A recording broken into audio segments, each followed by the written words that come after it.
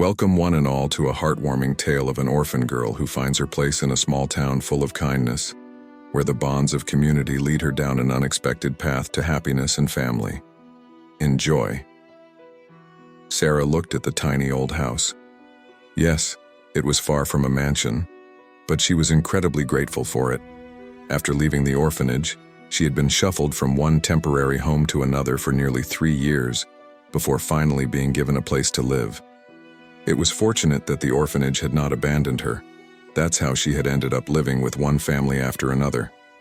When they told her there was only a house available in a small town, Sarah initially protested, but the bureaucrat, smirking slightly, told her that if she wasn't satisfied, she'd have to wait another year or two. Sarah agreed. No problem. People live in small towns too. Maybe it would even be easier there. The young woman resolutely opened the door, stepped inside and sneezed. Thick layers of dust covered everything, but there was one decent upside. The house was partially furnished. Rolling up her sleeves, she began cleaning. Not even half an hour later, there was a knock at the door. Sarah nervously called out, "Yes?"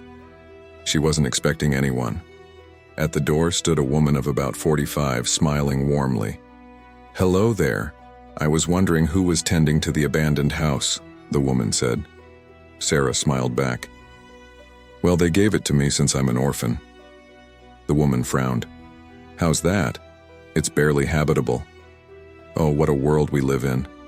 I'm Ruby J. Grimes, or just Aunt Ruby," she said, stepping forward. "How will you live here? It's a total nightmare." Sarah shrugged. "Well, I don't have much choice. I'll gradually clean, clear out, and repair things." Ruby paused at the mention of repairs. "Let's get one thing straight. I'll only let that slide this once. That's only because you haven't seen real life yet. In our small town, we're one big family, so don't even bring up money. People here offer help when they want to, and they say if they want to sell something. Got it?" Sarah nodded. "Yes." "Good girl," Ruby said. "But you still haven't told me your name." "Sarah." "Nice name." "All right, we'll be back soon," Ruby said, disappearing as quickly as she arrived. Sarah blinked, trying to comprehend what just happened, and then smiled, feeling lighter-hearted than she had in a long time. Very soon, the door opened again without knocking. "Meet my husband, Mike. He'll see what needs fixing around here. And this is my daughter, Anna. This is Sarah, our new neighbor." Sarah loved her new neighbors right away. Ruby was one of a kind.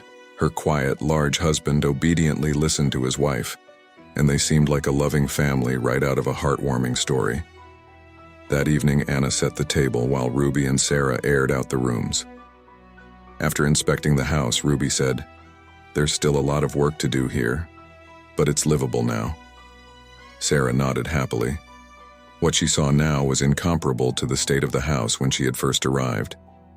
Anna had brought over pretty little napkins and towels, making Sarah's new home feel cozy. They had dinner together, and Ruby talked about the town's residents, the plentiful local berries and mushrooms. Mike just grunted in agreement. "Don't you worry, Sarah. We'll find you a job too," Ruby said, winking, "and maybe even a family." Sarah laughed. "Oh, come on. Why would I need a husband? I'd rather be single." "Why?" Ruby asked. "That's how it's meant to be. People start families, have kids, live together, and help each other." Sarah waved her off. "Oh, that's maybe one case in 1,000. Most people just split up and abandon their kids." Ruby sighed. "I don't know what happened in your family, but don't think that's the norm. You'll understand once you live here a while." And Sarah really did settle in quickly. Within a week, she realized she could relax a bit. In this small town, she didn't need to expect trickery from everyone. Here, people said what they thought. Sometimes it sounded a bit rude, but at least she knew no one was being deceptive. She got a job as a nanny at a daycare center. The pay was low, but Sarah hardly spent any money, since as soon as the townspeople learned she was from an orphanage, they brought her all sorts of things. At first, Sarah tried refusing, but people were genuinely offended. They were just being kind-hearted, and over time, they constantly tried to feed her or treat her to things. Just yesterday she was walking home from work when Mr. Walter, an old man, called out to her. "Sarah, off from work? Come by the house for a minute, won't you?" Mrs. Walter was waiting at the gate with 2 buckets of cucumbers and tomatoes. "Here, Sarah, the cucumbers and tomatoes really did well this year. Take these, and if you can't eat them all, can them for winter. You know how good pickles are in the winter," Mrs. Walter said. Sarah's eyes widened at the amount of vegetables. "Don't you worry, dear," Mrs. Walter added. "Walter will help you carry them in." In the 2 months Sarah had lived in the small town, she had learned a lot. First, Ruby and Anna had planted a whole vegetable garden for her, after Mike tilled it with his tractor. Then Sarah learned how to water, weed, and even try some of the produce from her own little plot. She also learned not to wake up when Ruby's crazy rooster flew over to her fence right under her bedroom window, crowing his songs. The next day was Sarah's day off, and she decided to spend the whole evening canning vegetables. The old lady was right. Everything would be useful in the winter. In the evening, Anna stopped by. "Mom sent you some mushrooms," Anna said. "Are the mushrooms out already?" Sarah asked. "Of course. There's a huge forest right behind your garden. If you go, just don't wander too far. It goes on forever." The next morning, Sarah took a basket she had found in the attic and headed for the woods. Her mood was wonderful. She had never picked mushrooms before, though she knew how it was done. The scenery was indescribably beautiful.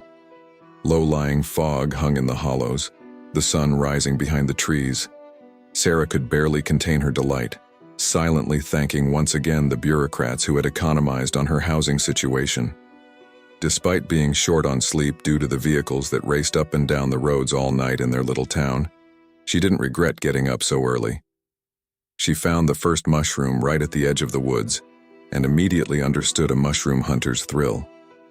Within 2 hours, her basket was full of small, firm white mushrooms. Sarah looked around regretfully. There was so much more out there. Over by those bushes was a little marsh with last year's lingon berries. She set her basket down under a large, distinctive oak tree, covering it with rocks and leaves. Then she fashioned her scarf into a little bag and went to pick the lingon berries. She lost track of time, but her rumbling stomach reminded her it was time to head home. The sun was starting to set. Had she really been in the woods all day? Sarah straightened up and froze. On the other side of the marsh lay an airplane, badly decayed, likely from World War II, but still an airplane. She looked around. Of course, the townspeople knew about it, and since she hadn't wandered far, it must be safe. She circled the plane, running her hand along the wing. Strange. Why had no one ever removed it? She climbed onto a rock to peek inside, and suddenly, someone sneezed from within. Sarah fell off the rock in shock. "Who's there?" she called. There was silence in response. Maybe she would have fled, but the sneeze had sounded distinctly like a child, or even an animal. The young woman stood resolutely, brushed herself off, and climbed back onto the rock. When she finally looked inside, she gasped. A pair of teary, red-rimmed eyes stared back at her. "Who are you? What are you doing in there?" Sarah asked. The little girl, maybe 5 or 6 years old, trustingly reached out her hand. Sarah helped her out and looked her over. A few scrapes, but no serious injuries. "How did you end up here?" Sarah asked. The girl sniffled, trying to speak but unable to at first. Sarah handed her water. The child drank greedily before handing the bottle back. "I got mad at my dad and got lost. I wanted to see the plane, but I fell inside and couldn't get out. I was so scared when it got dark." Sarah gasped. "You spent the whole night here?" She imagined how terrified the child must have been, and her heart clenched. "Come on, let's go. I live nearby. I'll feed you, and then we'll find your dad." The girl shook her head. "Just tell him not to be mad at me. I didn't mean to get lost." Sarah thought she'd tell the father plenty enough for him to consider whether he was a real parent or just called himself one. Sarah picked up the basket and hurried toward town, holding the girl's hand firmly. The child, evidently recovering from her ordeal, chattered non-stop. Sarah learned the girl's name was Jessica. Her mother had passed away and her dad was great but worked too much, which upset Jessica. This time, her dad had promised to take her to see the swans at a lake, but when he got busy, Jessica had insisted on going on her own and ended up lost. By the time Jessica finished her story, they had reached Sarah's house. But Jessica suddenly seemed drained, barely eating a few spoonfuls of soup before falling asleep. Sarah moved her to the couch, covered her up, and pondered what to do next. The answer was obvious. Go find Aunt Ruby, who surely knew all the local news. At Sarah's place, the whole area was in an uproar, looking for the poor little girl. Ruby quickly made calls, and soon the father, Jared, arrived, rushing inside and lifting his daughter into his arms. "Jessica, baby," he cried, overwhelmed with emotion.